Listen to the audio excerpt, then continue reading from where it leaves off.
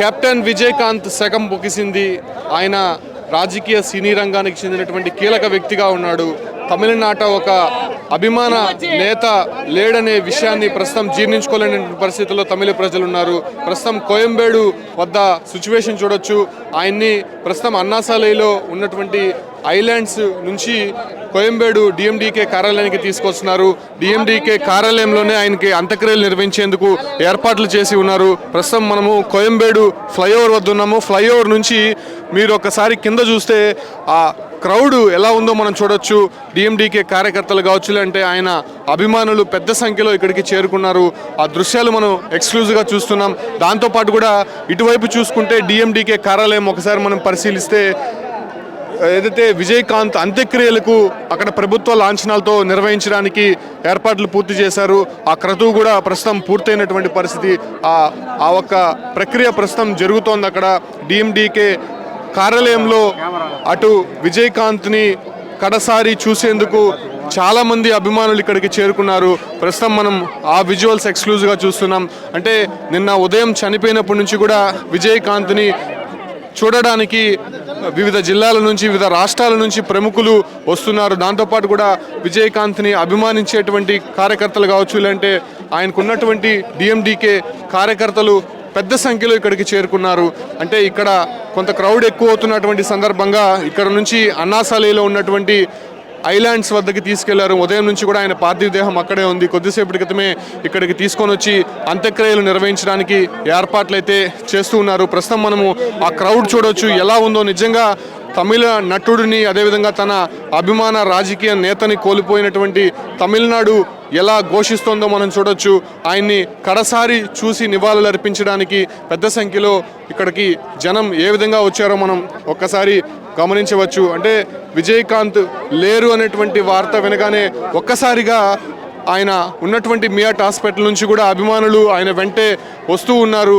అసలు తమ అభిమాన నేతకి ఏమైంది అనే విషయాన్ని వాళ్ళు జీర్ణించుకోలేనటువంటి పరిస్థితుల్లో ఉన్నారని చెప్పుకోవచ్చు. ఎందుకంటే అతను అనేక సినిమాల్లో నటించాడు, చాలా కీలక నటుడుగా ఉన్నాడు, దర్శకుడు, నిర్మాతగా పనిచేశాడు. ఆయన 100వ సినిమా కెప్టెన్ ప్రభాకర్తో ఆయనకి కెప్టెన్ అనేటువంటి ఒక బిరుదు కూడా వచ్చింది. ఆ బిరుదుతోనే ఆయన మరింతగా చలనచిత్రంలో ఒక నటుడుగా, కీలక వ్యక్తిగా ఆయన ఎదిగారని చెప్పుకోవచ్చు. అయితే అప్పటి నుంచి కూడా ఆయన దర్శకుడుగా, నిర్మాతగా కూడా ఆయన పనిచేశారు. అంటే విజయకాంత్ నటించినటువంటి చిత్రాలు చాలా వరకు కూడా తెలుగులో డబ్ అయ్యాయి. ఆ డబ్ అయినటువంటి సినిమాలు ఆయన ఎక్కువగా పోలీస్ క్యారెక్టర్లో ఉన్నటువంటి విధంగా ఎక్కువ కూడా మనం చూసాము. అదే రకంగా అతను 2005 సెప్టెంబర్లో డిఎండికే అనేటువంటి పార్టీని వ్యవస్థాపించాడు. అంటే అప్పటి నుంచి కూడా విరుదాచలం, రిషి వడియం నియోజకవర్గాల నుంచి వరుసగా 2 సార్లు శాసనసభ్యునిగా పోటీ చేసి గెలిచాడు. ఆ క్రౌడ్ మనం ఒకసారి చూస్తే ఆయన పార్టీ పెట్టినప్పటి నుంచి ఆయన వెంటే ఉన్నటువంటి అభిమానులు ఏ రకంగా ఉన్నారో మనం ఒకసారి గమనించవచ్చు. అయితే 2006లో ఆయన పార్టీ ఏదైతే తమిళనాడులో పోటీ చేసి ఆయన మాత్రమే గెలిచారు. ఆయన ఉన్నటువంటి స్థానం ఒకటే ఆయన గెలిచారు. మిగతా పార్టీలో ఉన్నటువంటి ఎమ్మెల్యేలంతా కూడా ఓడిపోయినటువంటి పరిస్థితి. అదే రకంగా 2011లో అన్నాడీఎంకేతో పొత్తు పెట్టుకున్నాడు. అన్నాడీఎంతో పొత్తు పెట్టుకున్నటువంటి సందర్భంలో 2011 నుంచి 2016 వరకు కూడా ఆయన ప్రతిపక్ష నేతగా కూడా అసెంబ్లీలో వ్యవహరించారు.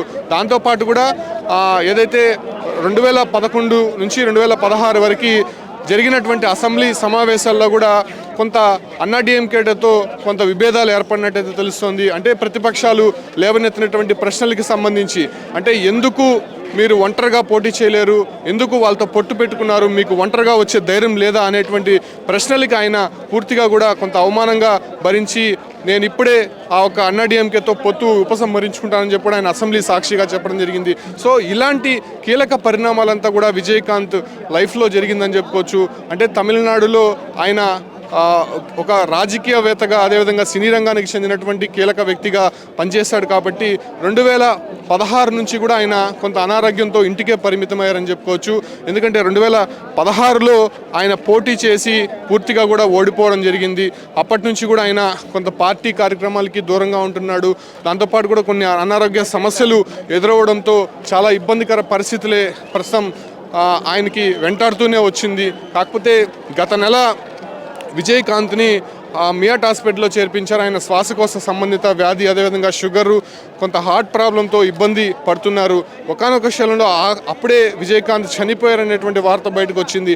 కానీ ఆయన బ్రతికే ఉన్నాడు, ఆయన పల్మనరీ ద్వారా చికిత్స అందిస్తున్నామని చెప్పి కూడా కుటుంబ సభ్యులు, వైద్యులంతా కూడా ధృవీకరించారు. ఆ 2 రోజుల్లోనే ఆయన డిశ్చార్జ్ అయ్యి మళ్ళీ ఇంటికి వెళ్ళారు. సాలిగ్రామంలో ఉన్నటువంటి ఆయన నివాసం చాలా చిన్న ఇల్లు అది. ఆయన ఇష్టపడి కట్టుకున్నారు. అంత పెద్ద నాయకుడు, అదేవిధంగా సినీ రంగంలో ఒక కీలక వ్యక్తిగా ఉన్నటువంటి విజయకాంత్ చాలా చిన్న ఇంట్లో ఉంటున్నాడు. ఈ నేపథ్యంలోనే ఆయన ఉన్నటువంటి నివాసం కూడా మనం ఒకసారి చూసాము. అంటే అప్పటి నుంచి కూడా ఆయన కొంత ఆరోగ్య సమస్యతో ఇబ్బంది పడుతూనే ఉన్నారు. అయితే 2 రోజుల క్రితం ఆయన కరోనాతో కొంత ఇబ్బంది పడుతున్నట్టు ఒకసారిగా మియాట్ హాస్పిటల్కి తీసుకెళ్లారు. అంటే ఆయన చికిత్స పొందుతూ నిన్న ఉదయం తుది శ్వాస విడిచారు. ఆయన చనిపోయారనేటువంటి వార్త వినగానే తమిళనాడు మొత్తం కూడా కొంత షాక్కు గురైంది. ఇక తమ అభిమాన నేత మాకు లేడు, మాకు దక్కడనేటువంటి విషయాన్ని వాళ్ళు జీర్ణించుకోలేనటువంటి పరిస్థితుల్లో ఉన్నారని చెప్పుకోవచ్చు. విజయకాంత్ శకం ముగిసింది. కొద్దిసేపటి క్రితమే ఆయన అంత్యక్రియలు కూడా పూర్తయినటువంటి పరిస్థితి. అయితే విజయకాంత్ డిఎండికే పార్టీ ఇంకా నెక్స్ట్ ఎవరు చేపట్టబోతారనే దానిపైన ఇంకా సందిగ్ధత నెలకొంది. ఎందుకంటే ఆయన భార్య ప్రేమలత డిఎండికే కార్యదర్శిగా వ్యవహరిస్తున్నారు కాబట్టి ఖచ్చితంగా ఆమె ఇంకా నెక్స్ట్ పార్టీ పగ్గాలు తీసుకునే అవకాశం ఉన్నట్టయితే మాత్రం స్పష్టంగా తెలుస్తుంది. కాకపోతే కొన్ని రోజుల తర్వాత కానీ దీనిపైన ఒక క్లారిటీ వచ్చేది లేదు. దాంతోపాటు కూడా తమిళనాడులో ప్రస్తుతం ఎన్నికలు కూడా లేవు కాబట్టి ఆ ప్రస్తావన ఇప్పుడు వచ్చే లేదు. ఎందుకంటే పార్టీలో కొంత చీలికలు ఎక్కువ వచ్చాయి. దాంతోపాటు కూడా చాలామంది ఇప్పటికే పార్టీ నుంచి విడిపోయి ఉన్నారు కాబట్టి అధికార పార్టీ వైపు వెళ్ళారు కాబట్టి నెక్స్ట్ డిఎండికే పార్టీని ఎవరు నిలబెట్టబోతున్నారన్న దానిపైన కూడా చూడాల్సి ఉంది. విజయకాంత్కి 2 కుమారులు ఉన్నారు.